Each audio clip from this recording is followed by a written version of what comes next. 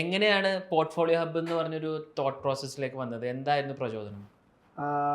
ശരിക്കും ഒരു പയ്യൻ ഒരു ഞങ്ങളുടെ ഏജൻസിയിൽ ശരിക്കും എപ്പോഴും ഓപ്പൺ ഹയറിങ്സ് എപ്പോഴും ഓപ്പൺ ആണ്. എപ്പോഴും ആൾക്കാരെ നമ്മളിങ്ങനെ എടുത്തുകൊണ്ടിരിക്കും. കാരണം ക്ലയൻസ് കൂടുന്നതിനനുസരിച്ചിട്ട് ഡെഫിനറ്റ്ലി നമ്മൾ സ്കെയിൽ ചെയ്യണം.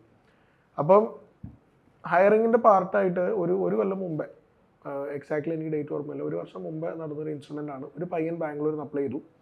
34 പേജൊക്കെ ഉള്ളൊരു 34-35 പേജ് ഉണ്ട്.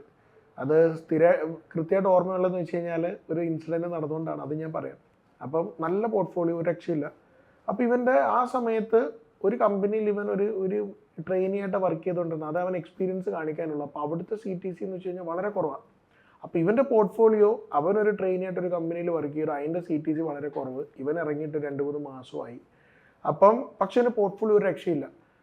അപ്പോൾ ഈ പയ്യനെ ഞങ്ങൾ എന്ത് ചെയ്തു, ഡയറക്റ്റ് വരാൻ പറഞ്ഞു. But he insisted like I can't able to come online through നമുക്ക് ഫൈനലൈസ് ചെയ്യാം. അപ്പോൾ ഞാൻ ഇൻസിസ്റ്റ് ചെയ്തു, വന്നേ പറ്റുള്ളൂ. കാരണം നമുക്ക് ഡയറക്റ്റിൽ വരണം. We need to see. നമ്മളൊരാളെ ഹയർ ചെയ്യുമ്പോൾ നമ്മൾ ഒരു ഡയറക്റ്റ് കാണണമല്ലോ.